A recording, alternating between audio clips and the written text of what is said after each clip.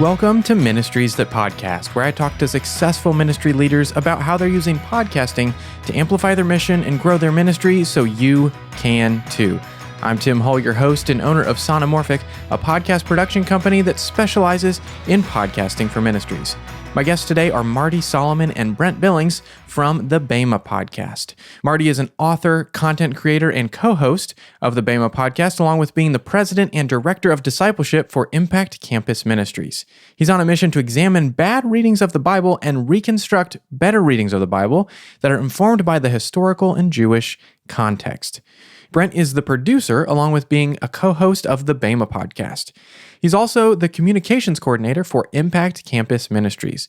In today's episode, Marty, Brent, and I are going to talk about how the BEMA Podcast started out as a class for college students, how people have discussion groups about the podcast all around the world, and the role the podcast has been in their personal faith journeys.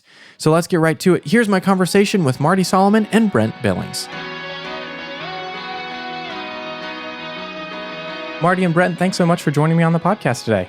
Absolutely. I love this novel idea of doing a podcast about podcasting. You've broken the code. I love it. Yeah, it's fun. Yeah, it's perfect. And normally I don't do this kind of stuff, so it's a fun experience for me as well. Yeah, well, thanks for joining us. So I've seen the BEMA Podcast in the top of the religion and spirituality charts on Apple Podcasts for years. Didn't really know much about the podcast until I started digging into it recently and doing some research, and discovered that you actually didn't set out to start a podcast in the beginning. You actually began as a class for college students. So take me back. What led to you starting the ministry, BEMA Discipleship? Yeah, we were a campus ministry. We were on campus, physical campus at University of Idaho and Washington State University. I had just started in the field, and I knew that my passions and my gifting was teaching. And so I knew that teaching a class or a Bible study wasn't some rocket science, but I just knew it was how I was gifted to operate. So we started that small little 1-2 students on each campus, and then that was kind of growing and growing. We had done 3 different cycles of this study on campus, and Brent joined us somewhere in the middle of that. I think maybe our second iteration. Brent joined. Second round. Yeah, just as one of the participants, and then he came back around again, and then my job at Impact got changed, and I had to start traveling. And so just the nature, we wanted to flip the classroom so that the students had the content that they could listen to digitally, even if I wasn't in town. And Brent said, well, the podcast is just the right venue, and I'm going to help you produce it. And so, yeah, we were just trying to get content to students, knowing that other people could listen to it, but never intending to try to launch some big podcast. And then lo and behold, it just kind of continues to grow. We kind of find that out one day. Yeah. So where did the name come from for your ministry, for the podcast? What was the significance of BEMA, and why did you want to include that? My passion, I got to study. Before I became a campus minister, I was at a local church, and I got to study with Ray Vanderlaan over in Israel and Turkey. And one of the things that I just loved was seeing this biblical community that was so enamored with, dedicated to, focused on the text, the biblical text, and these communities that came back from Babylon with these synagogues. And in the middle of these ancient synagogues sat a BEMA.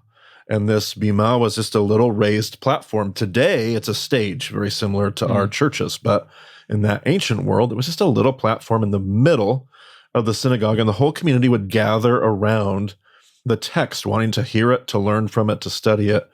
And I was just always inspired by that picture, not of a performance and spectators, but as a community gathered around the scripture. And so I just stole that idea and wanted to use it, and that's where the name came from. Nice. And Brent, at what point did you start to get involved? You took the class, and then at what point did you start helping out with the podcast and developing it to become what it is now? Yeah, so 2013 was my first time through the class, and then 2015, I immediately got into the next round because I just felt like there's so much there, and I'm sure I didn't absorb even half of it.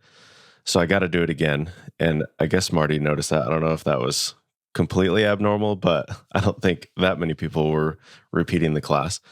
And at that point, there were some other campus ministers who had been asking, like, hey, can we use the material that you're developing with our students as well? So Marty was actually recording before the podcast started, but it was just like a single microphone in the middle of the room.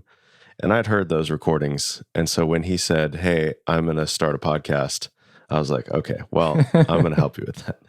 Because I've been doing audio and video production of some sort since about 2002. Nice. Yeah. So I had a fair bit of experience, and I knew that I had a lot to learn, but I knew that I could help Marty, and I really enjoyed BEMA and really believed in telling the story of the Bible as one big story and understanding the narrative that God is telling in the world and how we're supposed to partner with him and everything. So it was a good combination of the things that I had experience with plus the things that I believed in.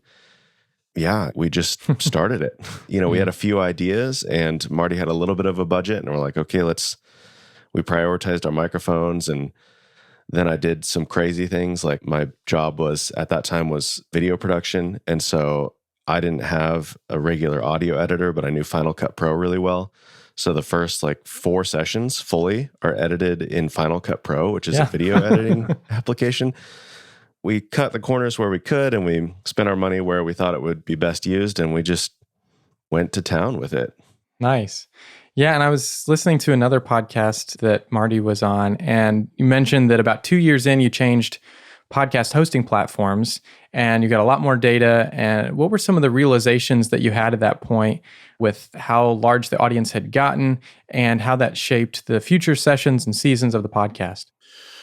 I won't say a lot here because Brent will be able to speak. We just had a meeting the other day where we talked about the specifics, and I tend to give preacher counts, and I tend to get my timeline all screwy, and Brent is really good about details. But yeah, we were hosting on Squarespace to begin with. Okay.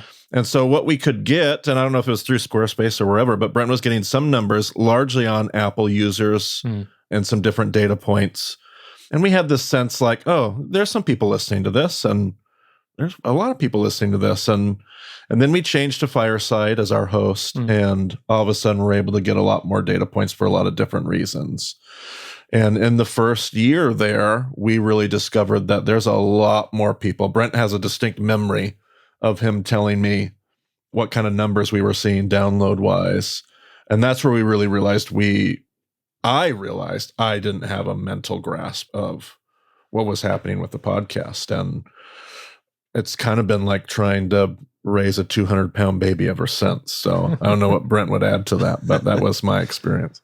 Yeah, so in session 6, once we finished the core material, we added some other teaching voices. And Elle, one of our other teachers, she said whenever she is recording, she likes to picture being in the middle of a football stadium because it's not necessarily that many people. Like the numbers are also squishy anyway, so it's really hard to know. But it's like there's a lot of people here, and I may know a handful of them, but there's no way I can know all of them, and I have to be very careful and consider like, what am I saying? Like, what is my background leading me to say that might mean something totally different to somebody else? And just considering that wider audience because when we started it, like we knew all the people in Moscow and on the Palouse who would be listening. And we knew there would be a handful of other, students at other campuses, but it's like, well, we have relationship with the people who are leading those students. And so we had a pretty close connection with everybody we originally intended to serve with the podcast. And so now it's like, it's so much wider than that, and so many more things that we have to consider, and so many things that we don't even know how to approach because we don't have those experiences.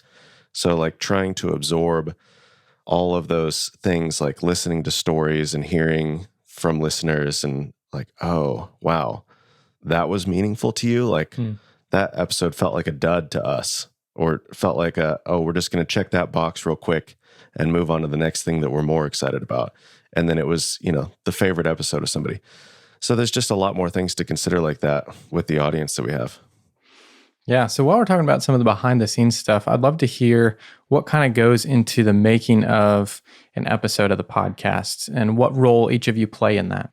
Yeah, and things have definitely changed of recent. For the first 5 sessions, the first 5 seasons, that was really my body of work, which I have been forming for a long time. I had taught it as that physical class on campus. So there wasn't a whole lot of necessarily content prep work that we had to do, which was nice. My job has a lot of different aspects to it. Podcasting was a very small part of that. That prep was easy. Brent was doing far more work on the editing side. than I was having to do necessarily in the prep work because I had been building that content over years. Then you got to the end of that body of work and you start pressing into all of this new material. And that has been a lot more work. My job has grown to create some more space for that. So it's been good. But now I think there's a Google Doc or two that gets passed around per series that we create, and we start mapping out notes and a skeleton and an outline of where the series is going to go. And that week prior, I start filling it out with just an outline of where I think the discussion's going to go. And who knows what Brent Billings does? He does it behind the scenes and shows up. That's all real in the podcast when you're hearing that, because he doesn't put his notes in there. I don't know what he's going to add. I don't know what he's found from the NET. And that's been a lot of fun. So a little bit more prep work on my part. I think the editing's been, Brent will have to speak to this. I feel like that's probably been a pretty steady climb week in and week out, about the same work, the same editing production that probably always has been. But yeah, I spend a lot more time editing than I probably should. I think what I do is not what I would recommend for most people, but I spend probably 3 to 4 times the length of the episode in the editing process. And I'm just like slicing and dicing. And, you talked about, I was listening to your interview with the Bible Project guys. Yeah. And they were talking about like respecting people's time. And so my editing hand is pretty light, but sometimes it's like, oh, we made that comment and that's going to make people think of this totally different thing. And it was really offhanded. And we're like, it's not what we're talking about. So maybe I'll take out little things like that. But even like slicing down a pause, from 3 seconds to 1 second, like that 2 seconds, which takes me, I spend 3 or 4 hours editing an episode, and that saves our listeners, just countless hours in aggregate. So every second actually makes a huge difference. And so my editing process hasn't really changed, but what I do has become more valuable as our listenership has grown. But we're also not afraid of like sitting in a topic. Like we had a series on the tabernacle, and one of those episodes got up to 2 hours. And that's a long podcast. But at the same time, the people who love that series really love that series. And if you want to go deep on the tabernacle, like we've got that available. And you don't have to listen to the whole thing. I'm assuming you've looked at the Apple Podcast charts or whatever else where it shows you like how far into an episode listeners get. Yeah. And it doesn't really seem to matter how long the episode is. That chart is pretty depressing. Yeah. So it's like, we're not going to make a 2-minute podcast. We're going to sit in it. And if you want to engage that and wrestle with that and go through the whole thing, like great. And if you don't, that's fine too. Like BEMA is not for everybody. We're totally fine with that. Yeah. So yeah. But as far as my prep, I've gone back and forth with that. John from the Bible Project was saying something similar. Like he prefers to prep as little as possible so that he can go in with that fresh perspective. And I definitely have come to appreciate that. When we first started, I kind of assumed I'm going to do a lot of prep. I'm going to be really ready. I've been through BEMA a couple times. I'm going to know all the answers. And it's like, well, that's not true. And a lot of people appreciate that. They're like, hey, it's funny because some people are like, man, Marty's just so hard on you. He's he's just always grilling you. And then other people are like, how do you know all the answers? It's like, I don't know. I don't know all the answers. And Marty's not really grilling me. And shouldn't he expect me to know this stuff after having been through BEMA twice anyway? So I don't know. Now that I do it as my full-time job, I'm able to prep more for some episodes. But some episodes I come in completely bare and with nothing to offer and just see what the Spirit leads in the moment. So it varies a lot from episode to episode for me. Gotcha. Yeah. A lot of times that's a good experience for the listener because they have that same point of view that they're coming at it and being like, I've got these questions too. And so hearing, sometimes the less prepared you are and having those questions, they're like, oh, that's what I was thinking.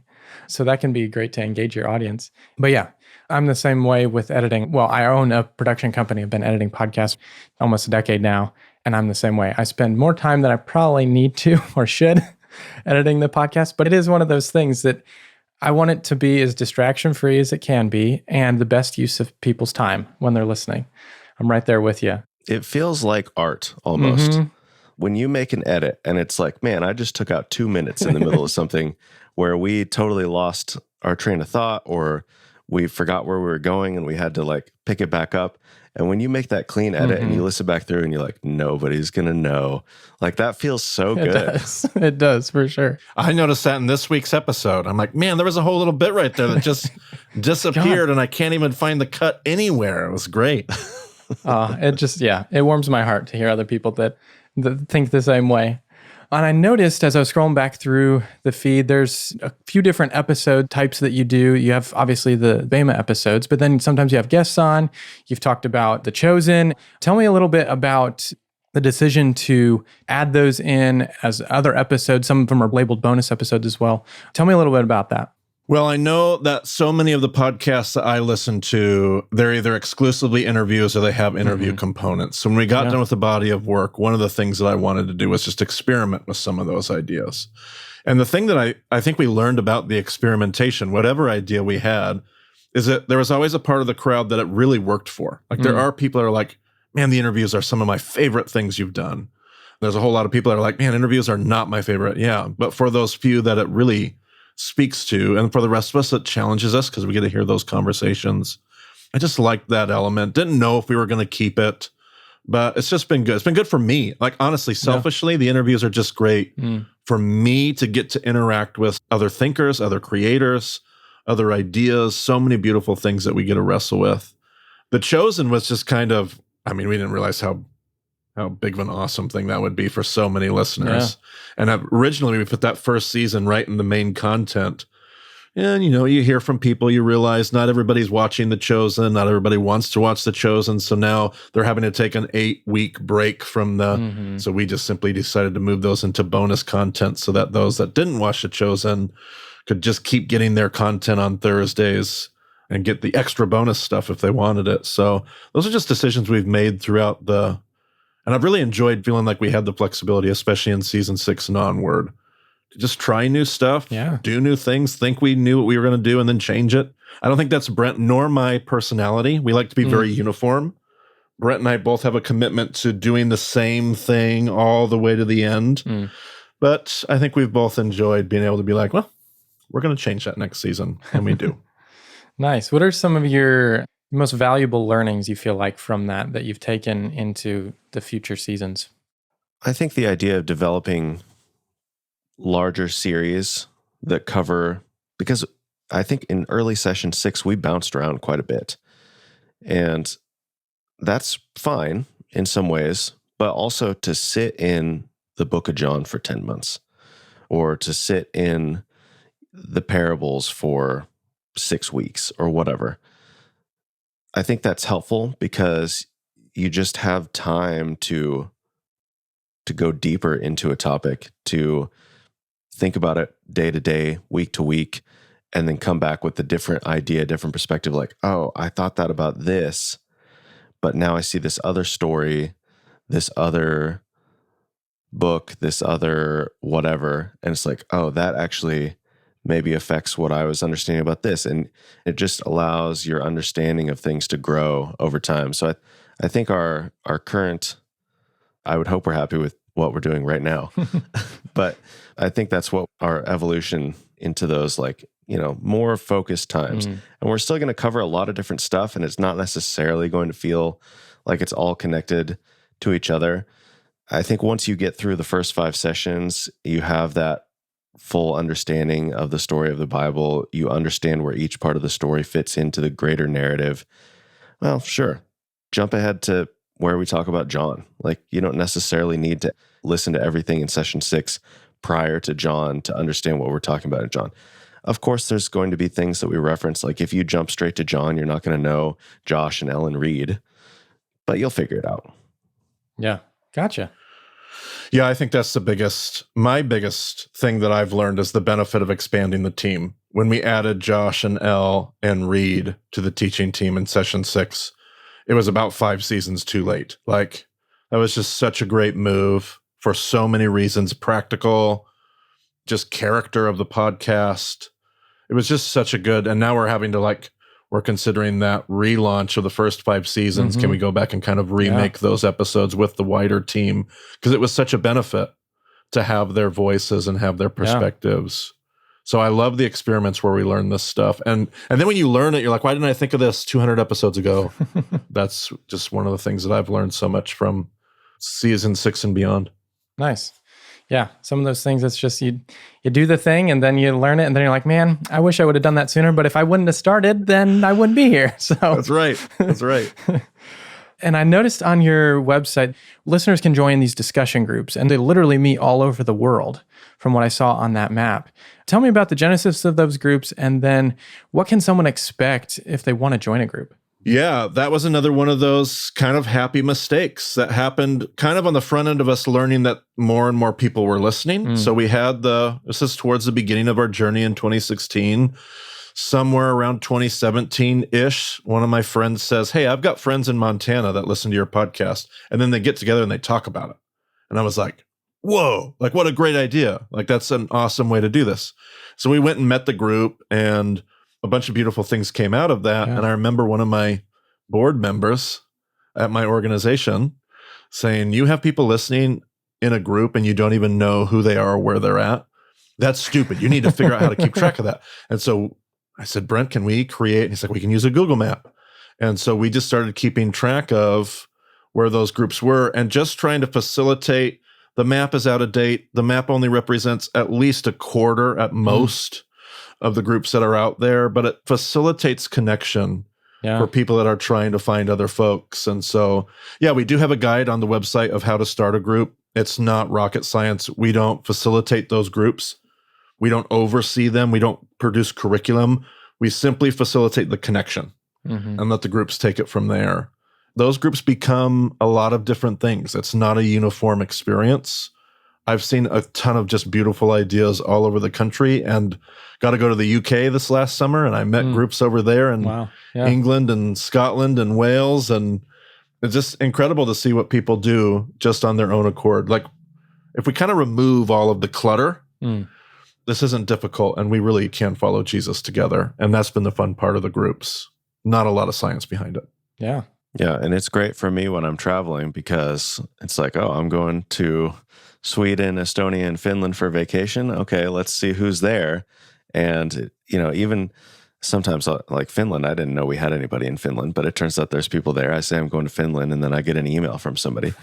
But the map is like totally how I plan out anytime I go anywhere. I'm like, okay, who can I meet along the way?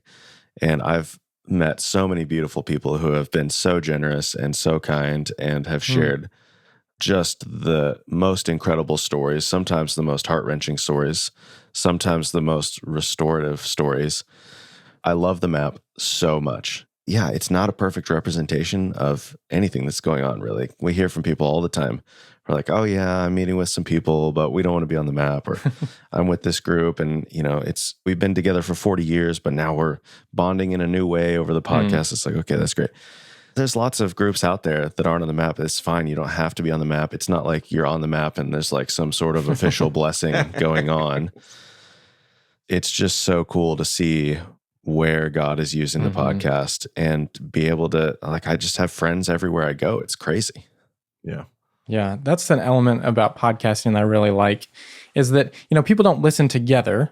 It's not like the golden age of radio where people would gather around the radio, but in some aspects, it can become that if everyone's listening and then they come together and discuss it. And I think there's something about that.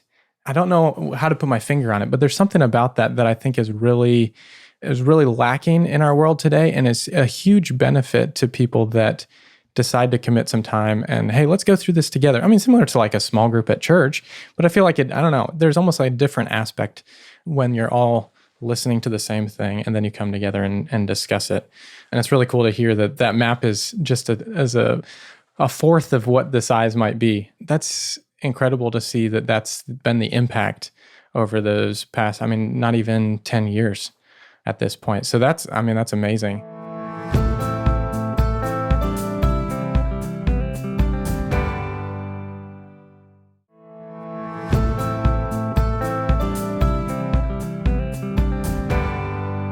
When I was doing some research the other day, I saw that you were number 34 in the religion and spirituality charts on Apple Podcasts. And a large part of that ranking, as you probably know, is velocity of subscribers. What's been your best strategy for adding subscribers and growing your audience? Well, Brent will hold me accountable here, but I will say there's been none. We have no marketing conversations. We strategize how to steward the thing that's going on to our vision for ministry and those kind of things. I can't think of a single conversation we've ever had where it's like, how do we get more subscriptions or more listeners? Yeah. Or like, we're interested in like our young people listening because that's our target audience. So we've never made it onto Spotify, but we're having that conversation now because that's where all the young adults are. And if we're not on Spotify, we're just not reaching those folks. And I mean, those are the conversations we have. But if this is great, it will be great. If this is something that I think, now I'm thinking of the book of Acts and things that certain Jewish rabbis said, but if this is of God, it's of God. And it's not anything that Brent and I are doing. Yeah. And if it's not, it'll fail. And there's nothing that, so if it works, if it's good, people will come and people will show up because it's good and because it's something that God wants to use. I've listened to a lot of podcasts for quite a few years now, and I've heard many of them say like, hey, please leave us reviews on Apple Podcasts because it makes a difference. It's like, okay, what difference does it make? I don't know. I think we were hovering somewhere in the like top 50 to top 100 on average. And then when we finished session 5, we went back and recorded a couple of little elements that we added at the end of episode 1 and the end of episode 32, which is the end of session 1. And, we said like, hey, it's 4 years later. BEMA's become this thing that we didn't know it was going to be. Here's a couple of things that you're going to hear us say in the podcast, but here's what's actually going on now. And during that time, I was like, hey, if the podcast has meant something to you, like leave a review on Apple Podcasts. I don't know how much difference that's actually made, or if it's just been the natural growth of the podcast. Anyway, we tend to sit like somewhere in the top 15, top 20 of that chart, sometimes drops down to 35 or so. So I think the highest we've ever been was 3 for like a single day. I don't understand how any of this happens. Like our strategy is just to do what we do and try to have good conversations. And if people want to join us, they want to join us. And it's basically all been word of mouth. Yeah, that's great. Yeah, so from what I know of how that happens, a lot of it is either velocity of subscribers, as I was saying, so the number of people that are subscribing in a small amount of time. So if you were to launch a new podcast and you were launching this, it would be ideal to go in front of thousands of people, go to a conference and say, hey, this new podcast is starting. Everybody go subscribe right now. If everybody subscribed right then, that's a way to jump up on the charts. It's not going to stay there unless people are actually listening, because that's another piece of it. The ratings and reviews don't technically do anything, according to what I understand. It's great to have. Now, the only benefit to that is if people engage in sharing it to their friends because, hey, you know what? I do actually really love this podcast and I'm going to leave a review and, I should probably tell somebody about it. But that's a good point too, that you've been doing it for a while. You've been diligent at what you're doing and people continue to show up and they're sharing it because of the quality of the content itself, as well as, Brent was talking about with editing and the audio quality, like those two things coming together make for a good experience for somebody to listen and then want to share it with somebody else. Yeah. And one other thing I would add about the whole word of mouth thing and the growth we've seen and whatever, like those numbers took years to develop. Sure. And I think that's one of the hardest things about podcasting or doing anything is like you see, these people that you want to like, oh, they had so much success here, and you don't realize how many years they've actually been working at it. You might even see a podcast and you're like, oh, there's this new podcast and it's huge. And like, where did this come from? And like, wow, those people must be so great.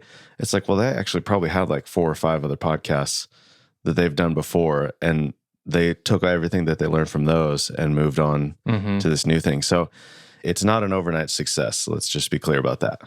Yeah, and the nature of viral stuff anyway, there's no direct correlation even to, there's some correlation, but like great quality content sometimes never finds that same space. And so we did this for a couple of years with very minimal, like there was some growth and there was some but then the curve starts and then it just takes up. And we didn't manufacture that. We were in no control of that. It's the nature of the interwebs.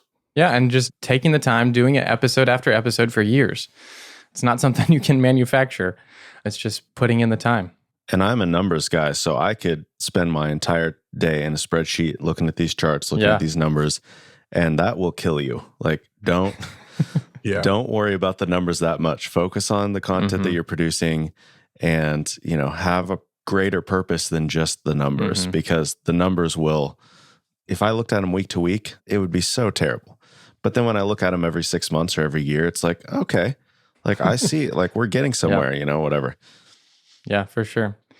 Well, I'd love to hear from both of you about, as you've been doing this for, several years now, what role has the podcast been in your personal faith journey? I mean, that's a great question. For me, just the constant wrestling with, the platform building, what are we doing here? What are we really doing here? And there's a certain character and integrity to the work itself.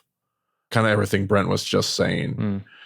This isn't for production sake. It's not for increase. It's for like the mission at hand. And luckily we have jobs that make it to where the success of my podcast doesn't define the success of my larger work. That's not something that the luxury that everybody else has. But I think for me, the podcast journey every week is an opportunity for me to remember how to try to pastor people. That's the wrong term, but you're doing something with your influence. Your influence matters. It's not nothing, but it's also not nearly as important, or you can leverage it. You can do a lot of destructive things with it, but the constant weekly, like, what space does this fit in? And what does this serve? Who does this serve? And that's it. And just remembering that. I think it's been, as a leader and as a teacher, but it's probably helped all the other parts of my job so much more, because it's this weekly reminder of what matters, what matters, what matters. I have battled more narcissistic tendencies my whole life. I feel like this journey for me has helped me curb a lot of that. It could do the exact opposite. I think because of the great relationships, because of the accountability that I have in my professional life and my personal life, it's been a great opportunity to shape a lot of those things out of my leadership style. I'm very grateful for that part of the journey. It's been very good. For me, I think I already had a decent framework of the story of the Bible, but just solidifying that and then filling in those pieces and continuing to learn and grow in that sense has been incredible. For me, the interviews have been huge because there's so many perspectives that I don't really have a way of understanding, and getting to talk to somebody and seeing what is their life like, what has their experience been. I think of Andrew DeCourt, we interviewed him. He wrote a book about the Lord's Prayer, but a lot of his experience comes from living in Ethiopia and seeing the things happening there. It's I don't know anything about that.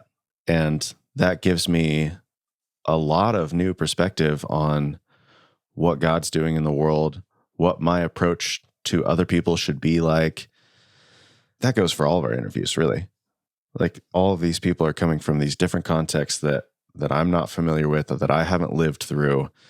And it's not like I'd had that 1 hour conversation with Andrew and I understand everything I need to know about Ethiopia and everything that's happening there.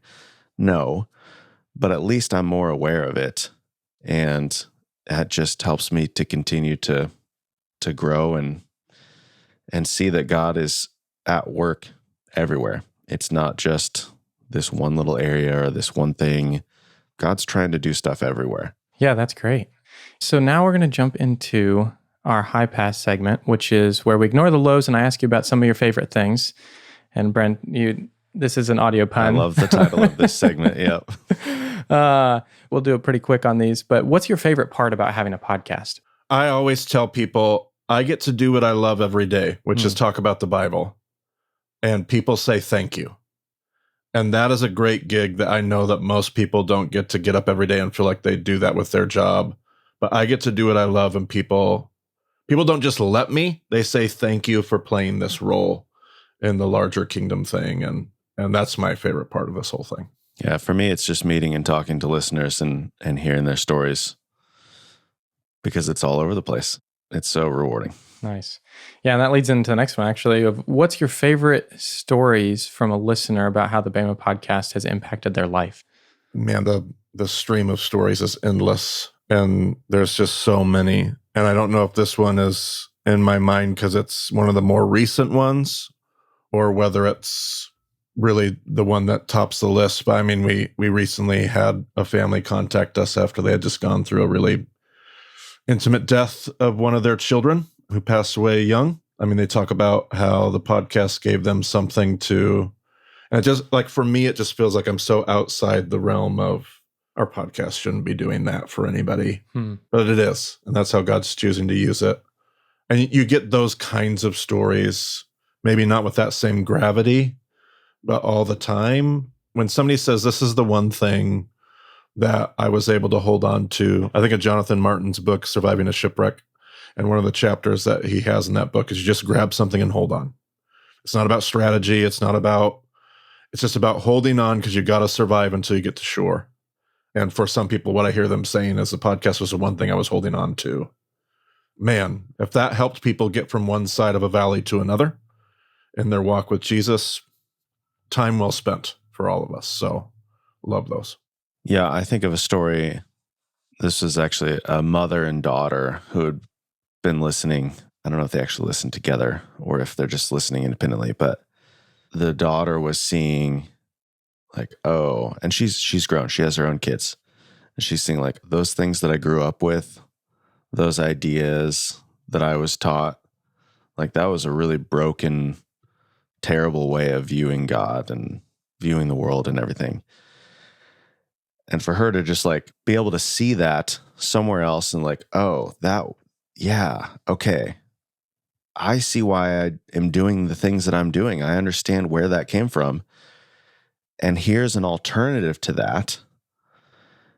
But then also the mom who is like walking on this journey together. And like, you see the mom like experiencing this, like, oh, what have I done to my daughter? I'm starting to tear up just thinking about it again. And like, they're sharing this in a group. And it was the most incredible meeting I've had with a group of listeners, I think. Like just an hour of everyone bouncing around and just being so vulnerable. But they're going through it together. And that was the thing that was most encouraging to me. Yeah, that's a really cool story. All right. The last question in our High Pass segment is, what's your favorite ministry podcast to listen to? Or what's your favorite ministry that you wish had a podcast? Uh-oh. Brent, you're going to have to go first. I got to go to my podcast app. You know, this might be terrible, but I don't listen to a ton of ministry. I don't know. I listen to so many podcasts in general that the numbers are a little crazy. But I think what I find most interesting is when typically it's an interview type show, but when I hear a conversation of somebody that is just way more spiritual than they realize it is, or way more pointed towards God when we're not trying to, they're not saying God, maybe they aren't a Christian, I don't know. But what they're saying is like, oh, that is the heart of God right there. One of the most recent ones, the Apple News In Conversation show, there was a conversation with somebody about death and like processing loved ones passing away and like, oh, like helping people grieve, I think is something that we're not very good at.